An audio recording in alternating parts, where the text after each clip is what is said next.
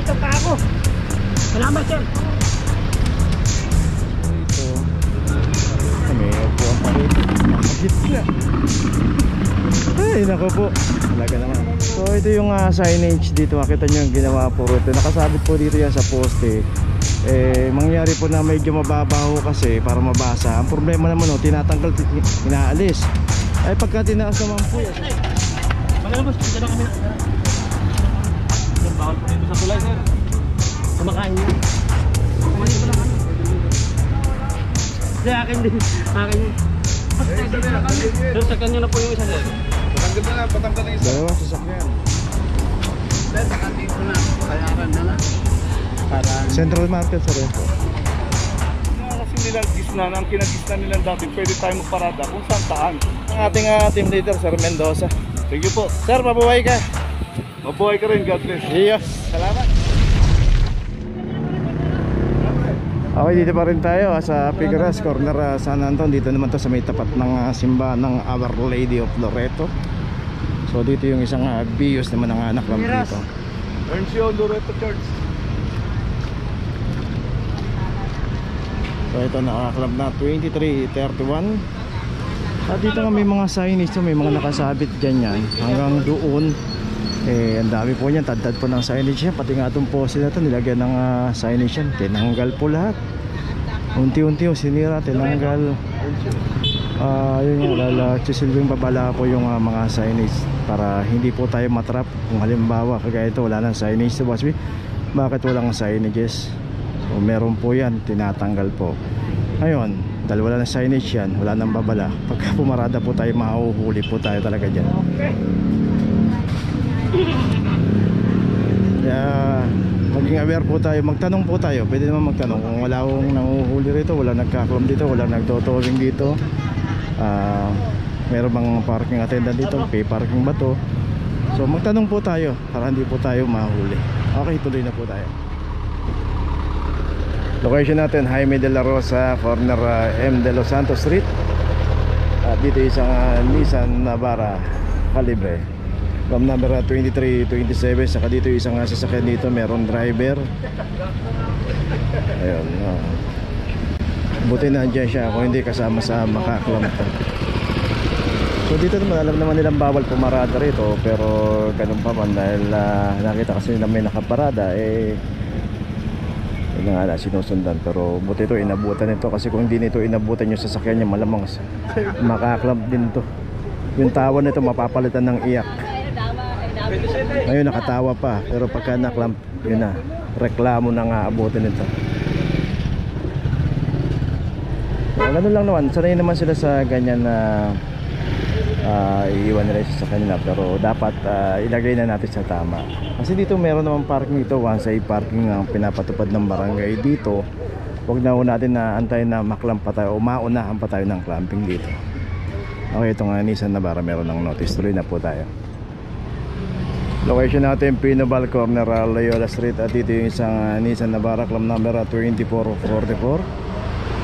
Ayun si sir, ito po yung nagiging problema, kasi na paparada tayo sa bawal, tapos pagka naabutan tayo at natsyempuhan tayo, ayun ang problema, kailan na tayo aalis. So pwede naman pumarada rito.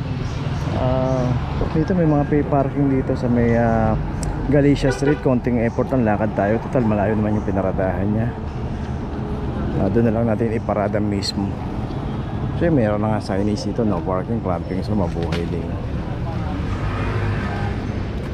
Ayan, imbis na makakalis tayo ng maaga, maabala tayo. So yun, may notice na itong Nissan Navara Calibre. Tuloy na po tayo.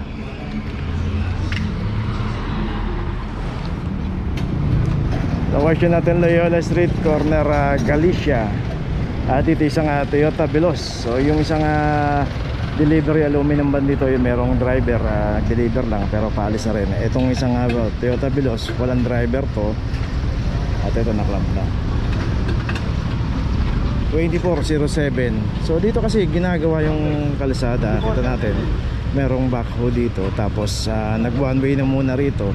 Pero hindi po yung dahilan para dito tayo pumarada. At pagka nadaanan po kasi ng clamping operation yan, pulang driver, matik na po yan. Okay, ito may notice na. Tuloy na po tayo. Location natin, Earnshaw Corner, Lacson Avenue. Isang Hilux 2336. Dami mga nakaparada rito. Kanya-kanyang alisan dito. Ayan, parada pa pagka na-tsempohan, iyak. Ayan.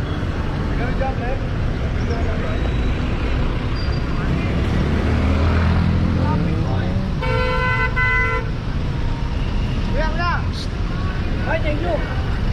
Ay, sakit ang paa ko. Salamat, sir.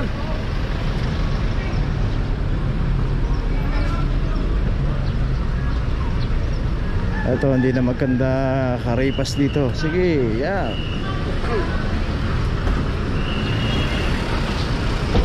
May mga sinusundo kasi dito sa bus terminal. Alisan na rito.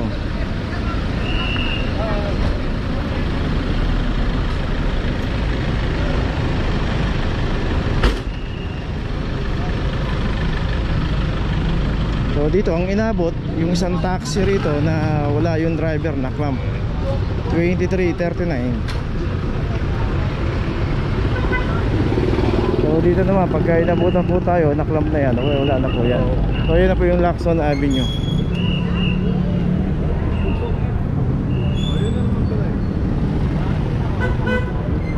So sa dami ng nakaparada rito kanina, dalawa lang yung na clamp dito. Yun, kasama yun sa taxi. So iwasan po natin pumarada rito, lalo na pag nakita natin may nanguhuli rito, may nagkaklam, iwasan po natin pumarada. Ito isa po. Nakita niya may nanguhuli rito, may upuan pa rito, nakagitna. Ay nako po, talaga naman.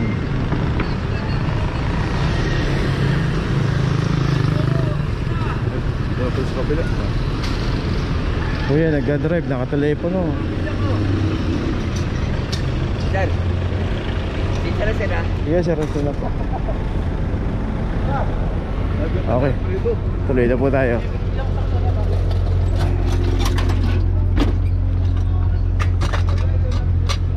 So ito yung signage dito. Makita nyo yung ginawa po rito. Nakasabit po dito yan sa poste. Mangyari po na medyo mababaho kasi para mabasa. Ang problema naman tinatanggal, inaalis. Ay pagka tinaas naman po yan, sasabihin naman nila hindi namin mabasa, mataas.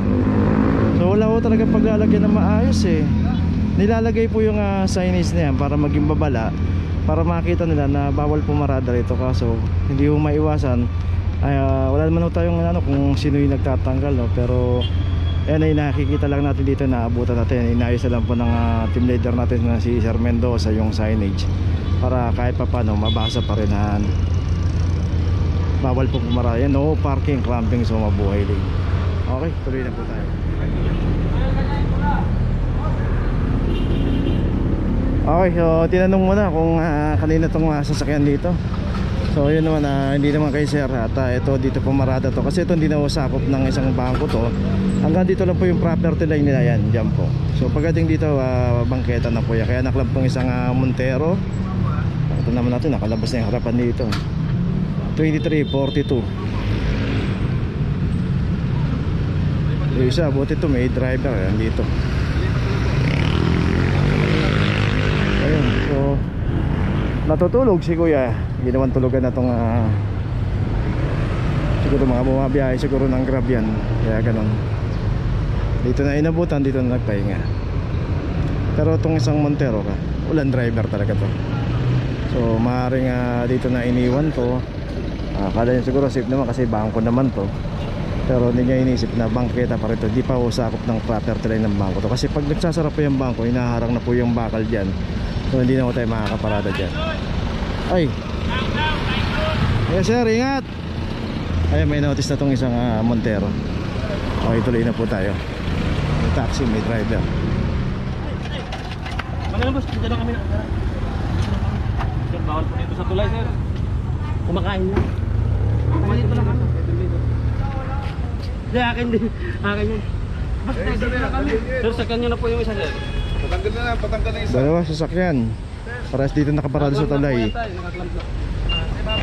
Dito ngayon tayo sa Gonzalo Puyat, ayan corner ng CPD Guzman.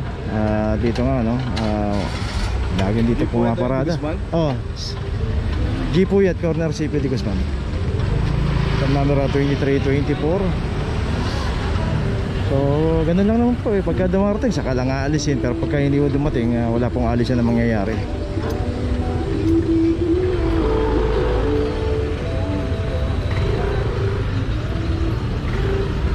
So, yun ang problema. Paano kaya matututo ang mga Pinoy kung laging ganyan ang sistema?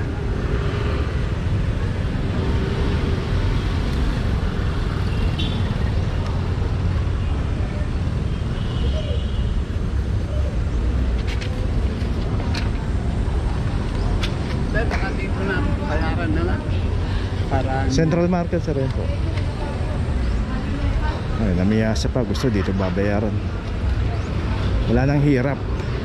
Ay nako, rin na tayo. Okay, nandito na ngayon tayo sa opisina ng clamping, sa impounding dito sa Central. Dito na po nagtatapos ang ating vlog. Maraming salamat po sa mga subscriber, sa mga viewers, sa mga napadaan po sa ating channel. Maraming salamat po sa mga suporta nyo. Sa mga hindi pa po nakakapag-subscribe, subscribe na po tayo mga kabayan. Maraming salamat po. Mabuhay!